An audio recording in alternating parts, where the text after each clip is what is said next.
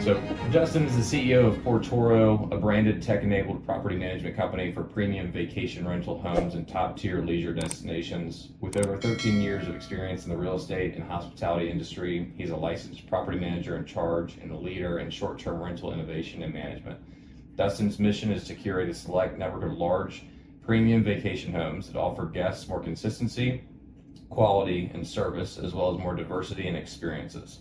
He applies his expertise in new market openings, construction renovations, design, supply chain, and asset management to ensure fast, quality, and scalable execution of Portoro's growth. Previously, he co-founded and led D. Alexander, a first-of-its-kind real estate fund and property management company, and served as AvantStay's VP of Homes division. He also contributed to Zillow Group's acquisition of Dotloop, a SaaS real estate transaction management solution, where he was a founding team member and VP of customer success. Dustin is passionate about creating innovative and impactful solutions for the real estate and hospitality sector. Perfect. Welcome to the podcast. Thanks for having me. Glad to have you on. Yeah. How you doing today? Amazing. Cool. I Doing was good. going to comment again on the background. I'm a huge fan of the background and setup we've got today. It's quite unique. Yeah, Yeah, it's great. cool. So just kind of kick things off once again, outside of the bio here. Yeah. Can you kind of tell us a little bit more about your maybe professional history, work history, and what led up to Portoro? Yeah, I'll keep a long story short, hopefully, but really, it started far before that. I grew up in a construction family. My dad's a general contractor, and so I've been in and around real estate my entire life. I grew up on a farm, so I had strong work ethic. I was shoveling shit literally before school every day. And so just sort of being in that agriculture, construction environment, and my dad being a blue-collar entrepreneur really drove a lot of what would be the trajectory for my career. I got a degree from Miami University in Oxford, Ohio, and thought I would go into finance. I quickly realized after spending a few years at Fidelity Investments on the trading desk, that was not what I wanted to do. And so I got a call from my buddy, Austin Allison, who was starting this company called Dotloop. We've been in contact, we're best friends growing up, stayed in contact in college, and really, he had sort of floated this idea by me, and we were having actually drinks one night, and he said he just landed his first massive client. It was going to be like going from 0 customers to 70,000 customers, a huge deal. And being at Fidelity, I was sitting on the trading desk. I was in a call center with like 4,000 people, but I was really interested in operations. Started asking him a lot of questions about, okay, you're going from 0 customers to 70,000, like how are you going to service these customers? I spent all day on the phone, watched the operations managers really like schedule and do all this kind of stuff, and he's like, I have no idea how I'm going to do that. This is, it's kind of crazy. And so he calls me the next week. He's like, hey, do you want to come join me and run basically operations for the company? And I was like, didn't even hesitate. I was like, yes, I will do it. Don't know what I'm going to do, but we'll figure it out. And so that sort of started my trajectory in both real estate, SaaS, like the whole tech industry. And so I joined, I think it was employee number 5, 6, 7, something like that. And it was a wild ride. I mean, it was true startup. We had, times where we slept at the office all night, releasing new products. I did trade shows for 3 or 4 months at a time, on the road. And, what I saw there was just brute force, hard work, innovation. We went through a couple of fundraisers, and man, 4 or 5 years into it, we got a call from Zillow Group, and they wanted to acquire us. So it was quite amazing. I learned a lot. I think what was most valuable through that entire experience was just the learning experience, right? We had to figure everything out along the way. I give a lot of credit to the mentors I had, the connections I had throughout that entire process, and the leadership of Austin. I worked under him for nearly 10 years, and it was just he's like a top 1% CEO, and I learned a lot from him. When the exit happened, I wasn't as fortunate as the founders to get what they got, but I did get some pretty good, financial realization of the stock that I had. And I bought my first vacation rental. That was back in 2014, I think. Our goal was to subsidize our vacations where we love to travel. And so my wife being an interior designer, me being in construction, we remodeled this literally bank-owned piece of crap condo. It hadn't been lived in like 4 years. Quickly realized this little hobby that we thought we had, we were making a lot more money. And I started to formulate what would be D. Alexander, my next company. Wouldn't come to fruition until about 4 years after I bought that vacation rental. But what we thought about when we started D. Alexander with the co-founders we did was, how do we professionalize this short-term rental industry, right? We wanted consistency and experience. We wanted to own the asset, to manage the asset. So we raised some friends and family funds. We bought roughly 20 homes in Tennessee, Arizona, and Florida right in 2018. It was like dumb luck right before sort of the COVID market hit. Real estate market did a huge trajectory up. And we operated that for a couple of years, really successfully. Again, learned a lot as a professional operator, as an asset manager, all those kind of things. Actually uprooted my family from Cincinnati, Ohio, and moved to Dustin to launch our first market. Lived there for 8 months, and it was fun. It was a crazy ride. But when COVID did hit, in the early days of COVID, we were, faced a lot of uncertainty. This is when they were, closing down markets, our biggest markets. They were like kind of shutting things down. And so I got an offer from one of my co-founders to buy my shares out. And me having 2 small kids, that just built a house here in Charleston, South Carolina, was like, I need certainty in my life. So I joined a company that was growing out of the West Coast called AvantStay. And we had looked at AvantStay when we were building D. Alexander as sort of the epitome of the brand that we wanted to build. It had great branding, it had amazing homes, and so I thought it was just an amazing opportunity to jump into a sort of bigger company and help them grow. So I joined as vice president of homes there. I spent 2 years going through crazy growth. We started as lease arbitrage. We then bought 12 or so management companies in 2 years. We launched hotels. We launched a propco. It was like everything, high growth. I think we went from 200, 250 homes to about 1,000 in a short 2-year period. So it was quite crazy growth. And then I started to see some shifts in the market. I'm always kind of a student of the industries that I participate in, whether it was the real estate SaaS industry or the industry that sort of becomes short-term rentals. And we started to see this shift happening. It was all these small mom and pop operators who were not adopting the technology, not adopting the branding, sort of where the industry was going. They were getting left behind. I think it's partly because sort of more baby boomers, like old school real estate, brick and mortar type offices that have been there for a long time. We were buying these companies at pretty reasonable multiples and then applying our methodology and growing from there. And it was super successful at AvantStay. They were doing a lot of different things, which I wanted to focus on what I saw as the opportunity, which is massive marketplace, highly fragmented, but becoming professionalized, using technology. And so sort of looking back on my 10-year career at Dotloop, I'm like, we can apply technology to make these things better. We saw that in the real estate market. Let's do this in short-term rentals. So started to formulate my idea around Portoro, which is to do just that. So we buy vacation rental companies. Typically, they're somewhat smaller in size, single market, usually sole proprietor or partnership, husband-wife partnerships. Amazing portfolios, but they're sort of still operating in the old ways, right? They don't use a lot of pricing technology, task management, and branding for the most part. So we buy those companies as a way to enter the market. We then bring them onto our platform on Portoro, and then we start to grow those organically over time. Really, Portoro is, and you said it in the bio, but is to create some consistency in the experience for guests. Like, what can guests expect? We know that this traditional hospitality expectation, call it hotels, is sort of blending its way into alternative accommodations with vacation rentals. Like, people don't want to, have a checkout list that's a mile long, like take out the trash and do the dishes and all this stuff. They want to treat it like a hotel, right? They want to come, stay, and then leave. Right. They want great bath amenities. They want to be able to have, private chefs, all this kind of thing. So we're applying all of those expectations to our model.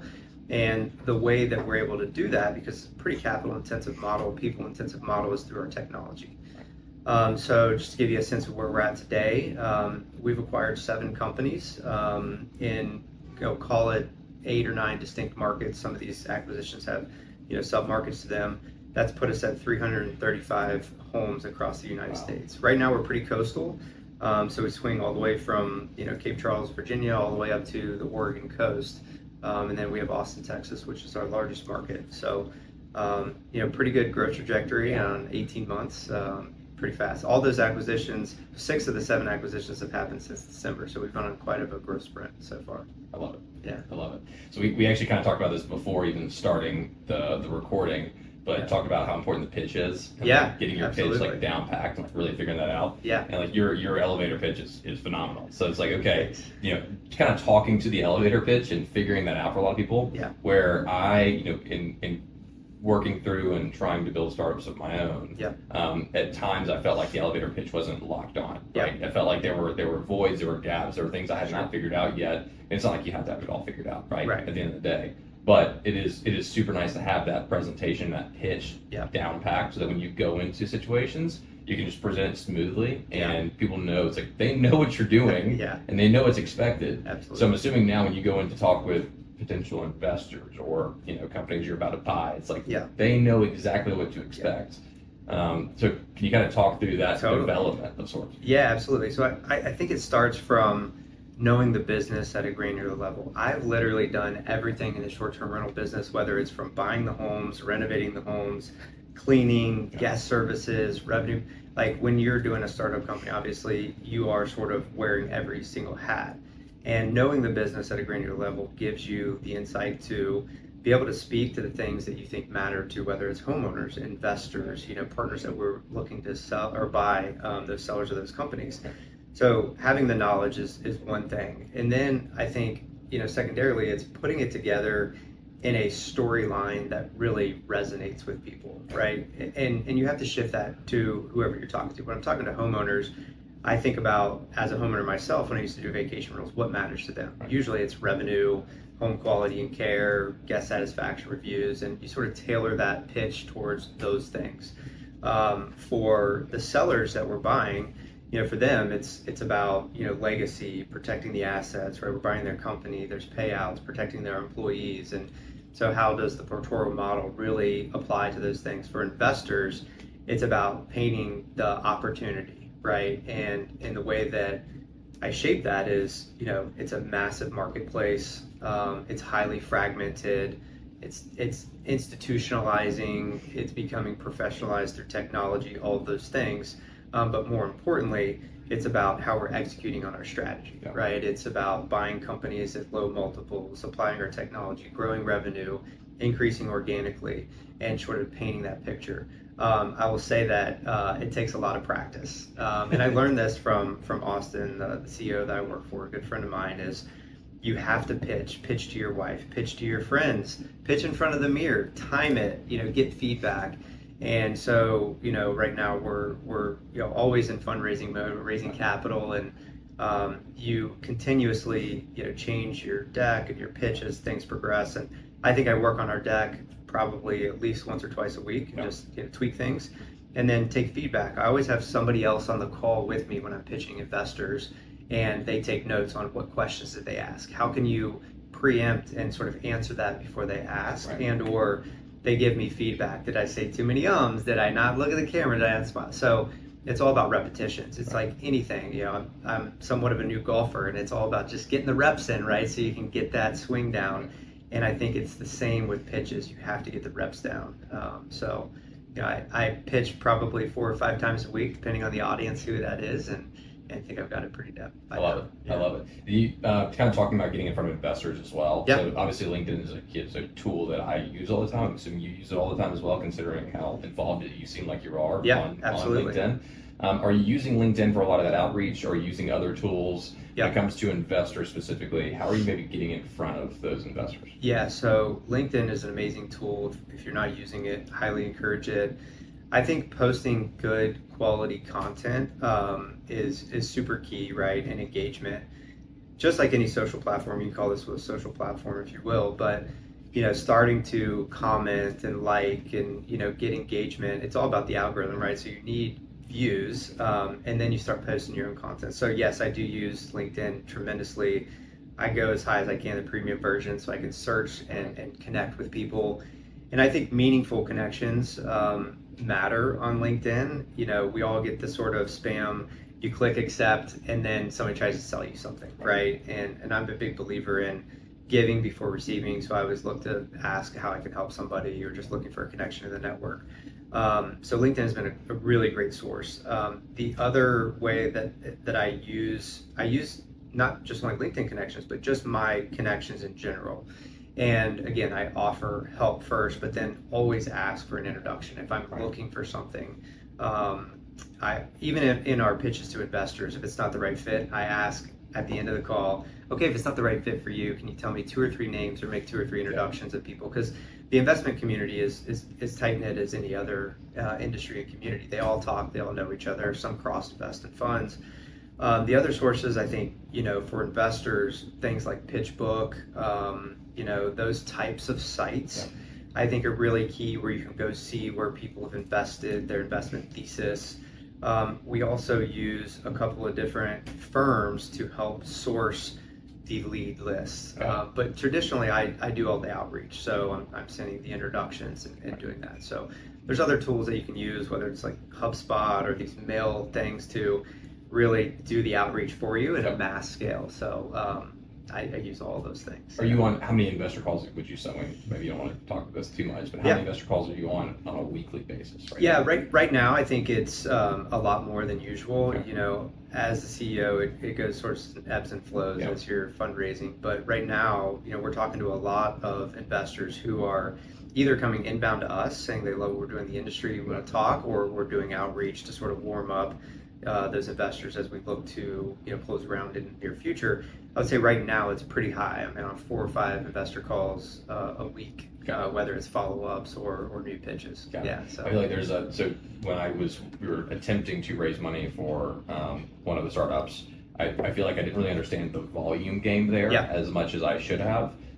So when you say you're on 4 or 5 calls a week, I was like, okay, out of these 20 investors that we've talked to, it's like, is one of them hopefully going to invest into this company?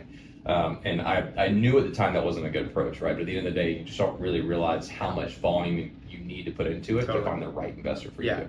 Have you found that a lot of these investors are actually strictly investing in short-term rental businesses or property management companies, or are they a mixture of individuals? It's a mixture, right? So we are talking to venture capital funds, growth equity, private equity, family offices. It sort of runs the gamut. And I think there are some who are definitely more focused on the short-term rental industry. There are some that are focused on prop tech. There are some that are sort of doing crossover investments from tech-enabled services industries that they've done before, and now they're looking at other industries that they want to go to. We even have some like real estate private equity companies that own and manage a lot of assets that like wanting to get into more of the prop tech space. So it sort of runs the gamut. I think the part about fundraising is talking to as many different investor types that you can, so that you find out what's resonating with people and then start to hone in. I mean, it's kind of just sales, right? You cast a wide net and then you sort of narrow down your funnel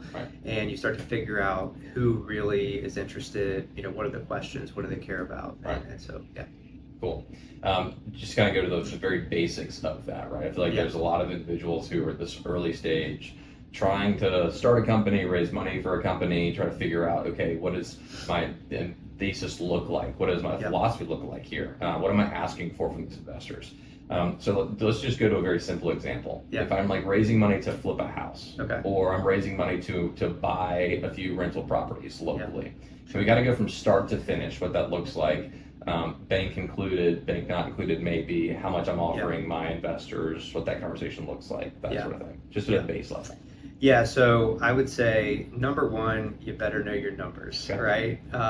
Getting real on your financials is absolutely paramount. Whatever business you're doing, especially in real estate, and I would say even go a step further and having a base or down case and a high case, right? People want to see what's the opportunity. Everybody who raises money or is looking to fund, any kind of project looks at, okay, this is the like absolute top line, the best scenario. But investors care about all the scenarios. Like, okay, great, but the market could shift or your numbers couldn't land right. So, when we put together our projections, our pro forma model, which is quite complicated at this part, it's a base case scenario, high case scenario, downside scenario. So I would say that's number one. Number two is find case studies, right? So it's what have other properties, in this case, flipping a house, have you done it before? Can you show I've done this successfully and show the mechanics of that, or other people in the area?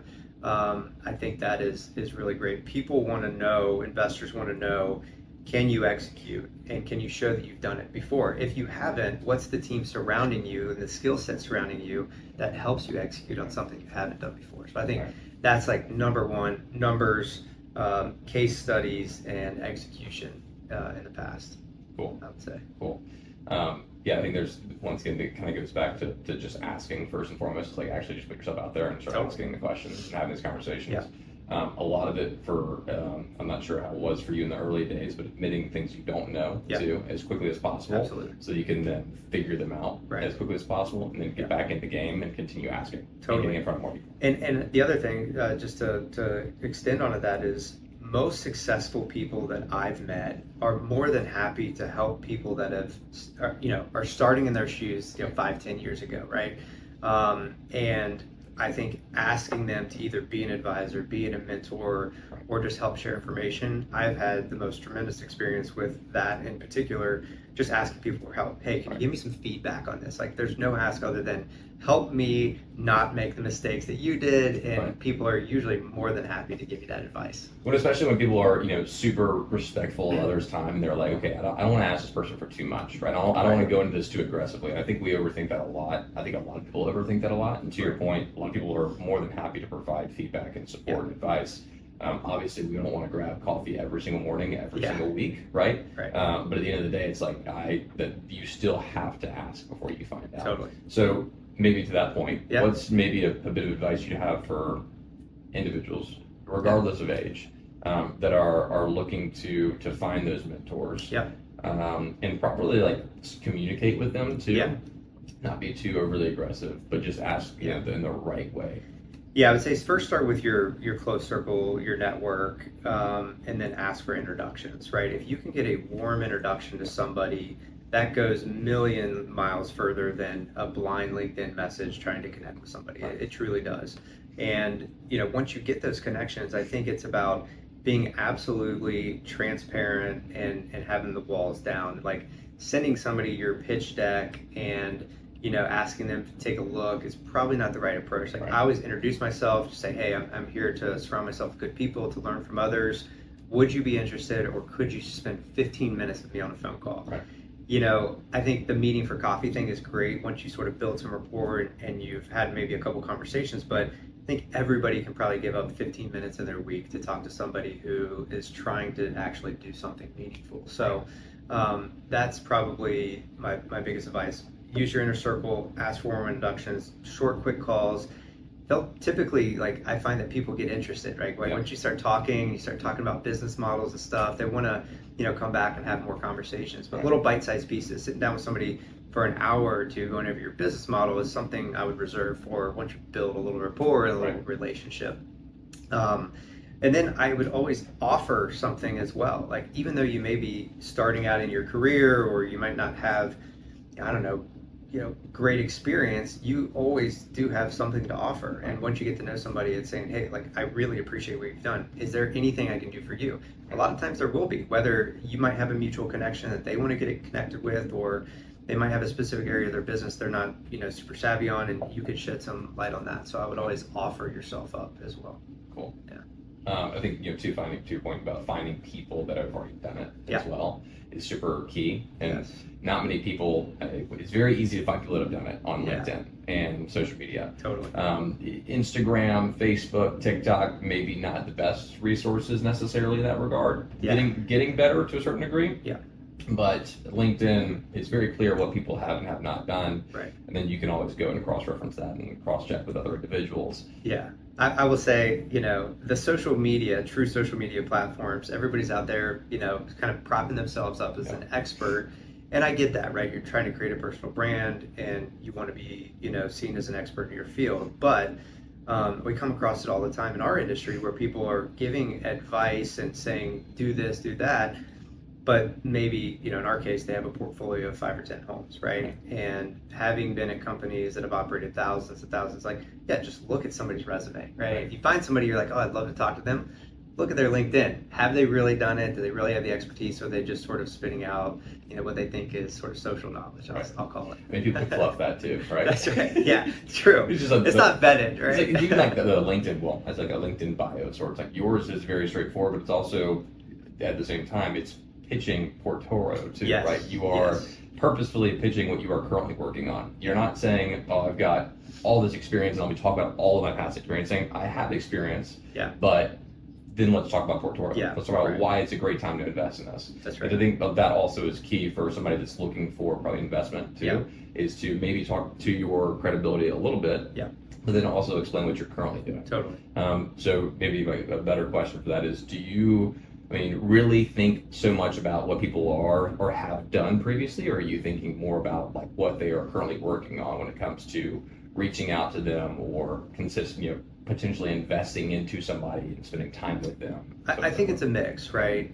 Talking to people that have got really specific experience and done in the past, there's a tremendous amount of knowledge in what they can help you out with. But entrepreneurs are sort of all in this together, right? Working and figuring things out. And I think connecting with people on things that they're working on today, it just gets the knowledge and juices flowing and the conversation flowing. So I think a mix of both, looking at past experiences. When you're executing on a high growth business model, there are definitely going to be roadblocks and there are going to be stumbles. And if you can have somebody say, just don't do that, right? Or maybe you should think about it this way because I've done it for the past 10 years. There's so much value in that. But talking to people who are doing things they're working on now, it's like it changes, gives you an opportunity to think differently about what you're doing. Right. Not really relying on the past experience, but it's like gets that creative, intellect going. Yeah. So I think both. Cool. I think that's a lot of great value in regards to the reaching out, asking for mentorship, asking for money, etc. side of things. And I think really getting your pitch down is key to that, because it's really where we started. As it relates to Portoro in its current form and the growth trajectory of Portoro, the current market, I'd love to kind of talk to that a little bit more. Sure. So, short-term rentals, interesting space. Yes. Obviously, a lot of money to be made. To be very frank, as you know. But the markets also are very seasonal. In certain areas, not so much others. But it seems like the more seasonal markets, and these are kind of assumptions of mine. The more seasonal markets are where you make your big money. But is that really the case across all seasonal markets? So like your skiing and snowboarding destinations, your beach destinations, or is it better to have more stability in certain markets? It's a really good question. I'll tell you how Portoro thinks about it. We've seen the industry change in the last 10 years pretty dramatically, like a lot of increase in inventory in certain markets, a lot of demand shifts between certain markets. What we look at is data across those 10 years, and I try to identify markets, segments of the industry that have the most stability, number one, in any type of economic environment. Number two, where do we see like hospitality trends going? So what we focus on are beaches, mountains, lake, and sort of transient or leisure travel destinations. Over the history of time, even before like VRBO started, when people go on vacations, right, they're typically leaving their sort of urban, suburban markets and going to those destinations. I don't think that'll ever change. Like there's so much experience in those types of markets that we continue to see those grow. We used a lot of data sources, but AirDNA is one of those. We just looked at the trends, and I was in New York at the SCIF conference, and literally it's like the fastest growing markets on occupancy, ADRs, all that kind of stuff is mountains, beaches, lakes. Like that's where we invest. Then you think about what types of inventory in those markets are the most sustainable. What we found is that larger single family homes for group travel are the most sustainable. They're growing the fastest. I think that's a couple of different reasons. Number one, they have high margins, right? So we as an operator would rather manage a home that makes $200,000 a year than a condo that makes $10,000. We can staff it properly. We can give the right experiences. Number two, as economic dynamics change, you still will able to have a lot of people in a single home and split the cost, right? So even in a down market, people will still vacation, right? They're going to take their time off work. They're going to go with their family, and maybe they might go with two couples versus go by themselves. And so we think that's the most insulated. I also think people are looking for personal connections, right? In this sort of social world that we're in, right? People still really want that, and getting together in groups is really important. We saw that really exacerbated through COVID. I mean, it really increased that. And then for us, the premium side of that, so really nice quality homes. Typically when people vacation, they want something better than what they have at home, right? So they're looking to upgrade their experience. And we think premium homes deliver that. So we're looking at beaches, lakes, mountains, travel destinations, large single family homes, 3-bedroom plus, and they got to be premium in quality. People don't want to go to something less than what they have at home. They want pools, hot tubs, nice amenities, backyards, barbecues, all those things. So I think that's where the industry's going, and that's what we're focused on. I mean, you know the space like back of your hand. Yeah. And I think that's to your point earlier. If you know the space really, really well, it makes pitching a lot easier. Absolutely. It makes getting investors on board a lot easier. Yeah. Especially when you can pull all the information without having to look at your computer. That's right. And I think being a student of your industry is so important. Whether it doesn't matter what industry you're in, but looking at macro trends, micro trends, continuing to project where things are going, but look at history as sort of a predictor of that. So I'm always a student of the industry. I love it, real estate in general, but short-term rentals, and try to continue to learn as much as I can. Cool. On the family front, we talked about family kind of early on. Yeah. And we also talked about high rent prices before this too. We Yeah. talked about high rent prices. We talked about things being expensive in general. We talked about family. Yeah. I think the family aspect and bringing your family along this journey is something that I don't think a lot of people talk about enough. So when it comes to your family and you're bringing your kids into this and your wife into this journey, Sure. How has that been over the years? Crazy but awesome. I would say it started with my wife and I before we got married and had kids. We flipped 6 or 7 houses ourselves. We had long-term rentals. We got into short-term rentals. She's an interior designer, so I sort of swing the hammer and she finishes everything.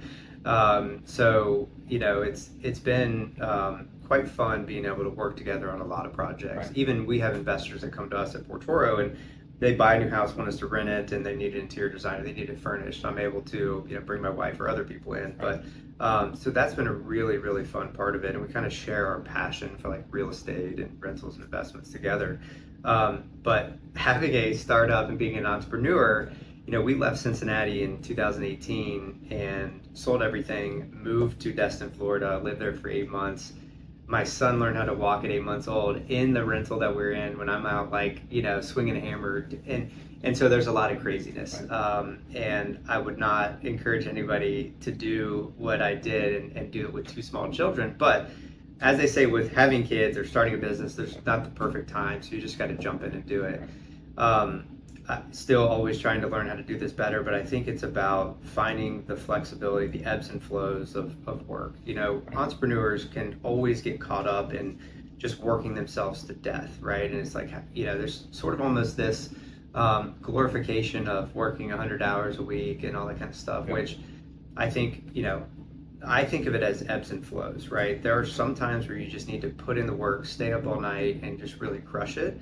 And there are other times that you have to take a break. You will get burned out. So what I try to do is use the sections of my day that can work out best for me. I get up almost every morning at 4:30 or 5 a.m.